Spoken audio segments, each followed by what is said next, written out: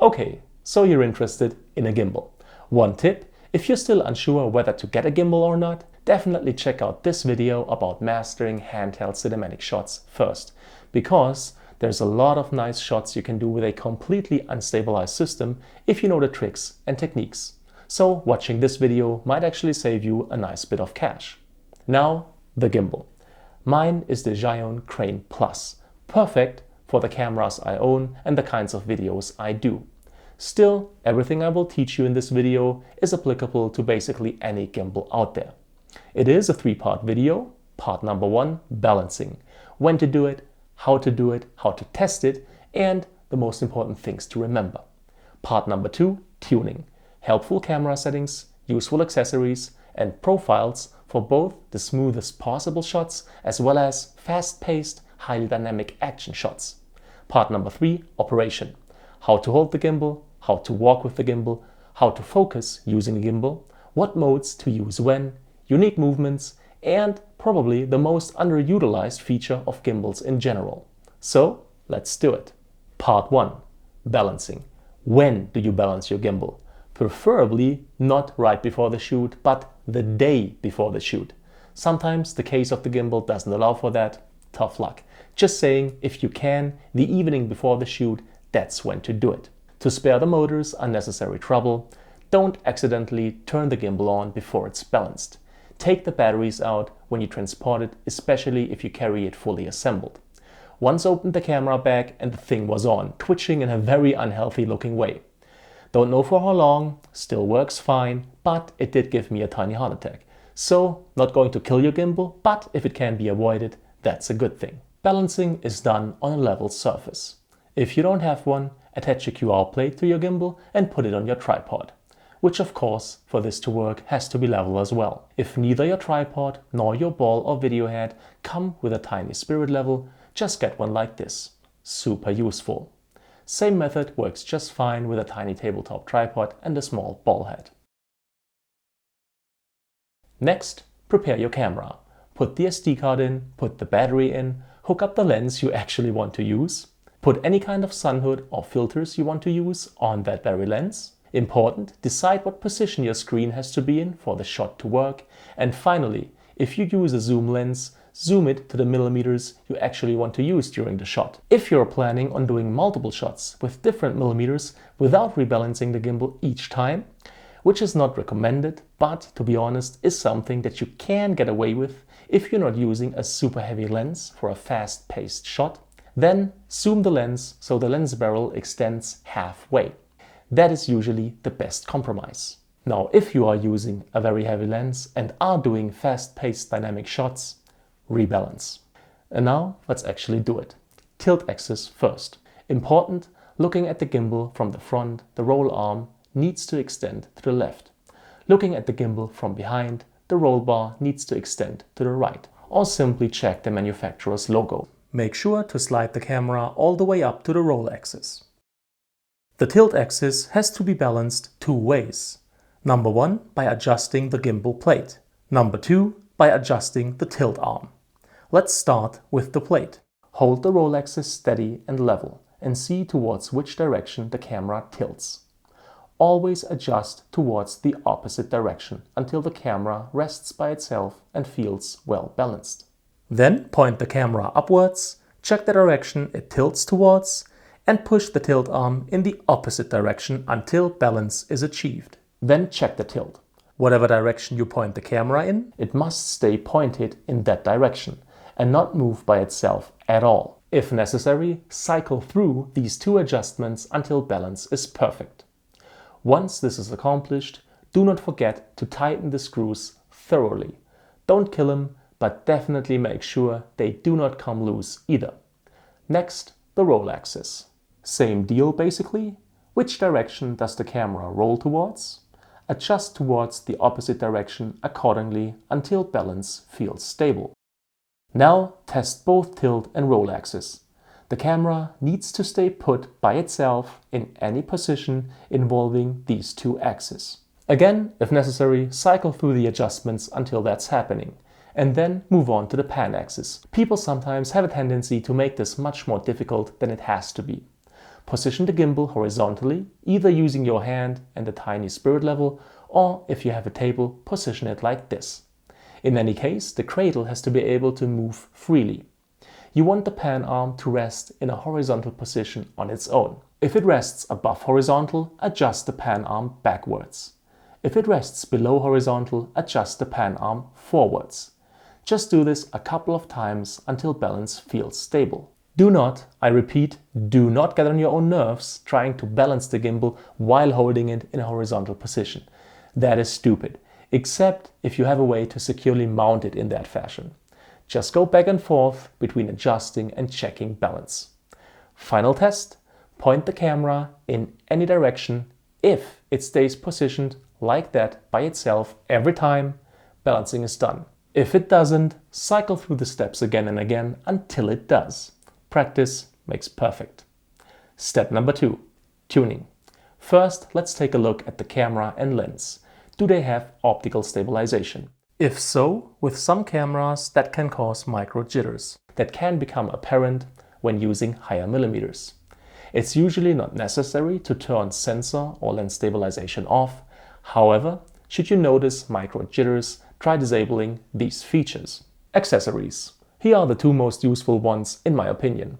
Number 1, a quick release plate that allows you to switch from gimbal to tripod and back quickly, easily, and without having to rebalance the gimbal. Number 2, grip tape. Usually not the one that comes with the gimbal, if it comes with some at all. I used the one that came with the Crane Plus, but it just couldn't take much sweat. Also, it just didn't endure. I shot with this gimbal all summer long and I had to replace the grip tape about 3 weeks in. Much better tennis racket grip tape. Badminton, squash, whatever have you. Usually under 10 bucks for 3 tapes and way higher quality and far better grip. Also way better when you get sweaty hands. Doesn't even compare to the one that came with the gimbal. Highly recommended. To hook up a monitor, if you can, get a mount like this and a tiny articulating arm like that. And then mount the monitor symmetrical. Anything that could throw you out of balance more than absolutely necessary is to be avoided. The best cable for the job, although not a good option for when it's raining, is an FPV cable like this. It's super lightweight and super flexible. It adds almost no additional stress to the motors or the inputs, unlike thicker and more rigid cables. And now actual tuning via the app. Currently, about every mid to higher end gimbal comes with its own app that you can use to fine-tune the motor settings. Download and install your respective app, then search for motor settings or something corresponding. With all gimbals, you should somewhere within the app find settings for follow rate, control rate, smoothness and dead zone for all axes available. This is what it looks like inside the Zhiyun app. I suggest you create 2 different profiles. Cinematic for maximally smooth cinematic shots and Action for fast-paced, highly dynamic shots. Cinematic first. Here are the settings that work best for myself and what I do. And even if they don't work for you, I would think they are certainly a good starting point. Follow rate. How fast does the gimbal follow your movements? For cinematic shots, we want it to follow slowly. 65 for tilt and pan, 15 for roll. Control rate. How fast does the gimbal turn when using the joystick? Again, fairly slowly is the goal. So 15, 5 and 15 it is. Smoothness. How much does the gimbal ease in and out of any movement? 200 across the board. I want as much easing in and out as possible. Dead zone. How far can you turn an axis before the gimbal reacts? Very underutilized setting. For cinematic shots, I like the leeway 10 degrees on each axis give me. I can still use any follow mode I need, but whenever I do want to go purely straight during a shot, the 10-degree dead zone helps me to keep the camera as steady as possible. In short, for cinematic shots, I use the dead zone as a mini built-in log mode while still basically running a follow mode. Once you're done, select Save, type in the profile name and save the profile. Again, this is highly subjective. Experiment yourself with the settings if those aren't quite working for you. Now, Action settings. Maximum follow rate for tilt and pan axis. Reduced for the roll axis, because it seems to react much quicker than the other two. In any case, most shots, if they utilize a roll, it's usually way slower than the pan and tilt. Control rate maximum of 100 across the board. With this profile, I'm looking for speed. I checked whether the gimbal could handle it. It did, so it was done. Smoothness, still 200. Cinematic or action doesn't matter, shots just look nicer if there is some easing in and out. Dead zone significantly reduced. This time I'm going for responsiveness, because with action shots I expect to be moving and changing direction constantly, having to react quickly and precisely. Once you're done, select Save, type in the profile name and save the profile. To access your profiles, tap the little gimbal icon, select Scene Mode, then select your profile. Come back to the main screen of the app, turn the gimbal off, turn it back on, and your profile will be in use. Another tip, long or heavy lenses can make it very hard for the gimbal to keep the horizon. Over time you might notice a subtle tilt. Although you will not get the best possible results without fiddling with these motor settings, don't get too stressed out about the perfect ones. Practice is way more important. Last tuning tip, shoot 30 frames per second, but export a 24 frames per second timeline. You will get 80% speed, which will slow your footage down just a little bit to make it even smoother, but it won't be an obvious slow motion. Great tip from Daniel Schiffer, who runs one of my favorite channels. Definitely check that guy out. Part number 3, operation. General idea number 1. Reduce muscle fatigue and prevent pain from wrong posture. Most of the time you will want to hold the gimbal firmly with 2 hands, upright and close to your body, while maintaining an upright posture yourself. Almost exclusively using your torso for panning movements and your arms and hands for tilting. An exception to this is the so-called flashlight mode, which is a lot harder on your back, but the most comfortable way to move at hip height or follow a child, for example. Then there's low mode, for which I recommend using an extra handle or using a tiny tabletop tripod as a grip, which in case of the Crane Plus actually works to my satisfaction with the one that comes with the gimbal. Now all a gimbal can do is compensate for rotational changes, not for positional changes. That is why it's very important to learn how to walk correctly with a gimbal to minimize up and down as well as left and right movements. The following is an excerpt of my handheld masterclass tutorial, explaining in detail everything that you need to know about the infamous ninja walk. I am doing handheld shots in this video excerpt, but everything you will learn and see applies to using a gimbal in exactly the same way. So here goes the ninja walk. If your heels touch the ground, you're doing it wrong. Been there, done that, by the way. The heels transfer every impact almost directly to the hips, and from there it's the torso, which means you're gonna get the good old up and down shake you want to avoid. You only walk on the front of your feet, for lack of a better analogy, like a ballet dancer. This way you're using 3 joints, hip, knee and ankle, and those 3 will buffer your steps way better than only 2 could. And this will significantly reduce shake from putting your feet on the ground while walking. Often overlooked, but very important, do not keep your feet apart like this. Instead, walk on a single straight line. This will really help in reducing left and right movement. And now here's the single most important tip, at least in my mind, I basically never hear anyone talk about. We all have a tendency to tilt our torsos forward while doing the ninja walk, but this very posture can seriously F up your back over the long run. Tilting at the hip is gonna kill your lower back. Shoving your head forward while tilting upwards is gonna kill your neck, and extending your arms like this is gonna kill your mid-back. So although it looks a bit more stupid, an upright position is certainly more healthy. An hour of this and you're about ready to call it quits for the day. An hour of this, much less painful. Also, wear shoes with thick, soft and flexible soles. Not kidding, it helps. So here's the result of a wrong ninja walk. This is the right ninja walk. And this is the end result: 120 frames per second, 5 times slow motion, 1 run of digital stabilization. Pretty good results, considering walking in a straight line without panning or tilting is the toughest shot you can do shooting handheld. General idea number 2. Sell the fact that you're moving.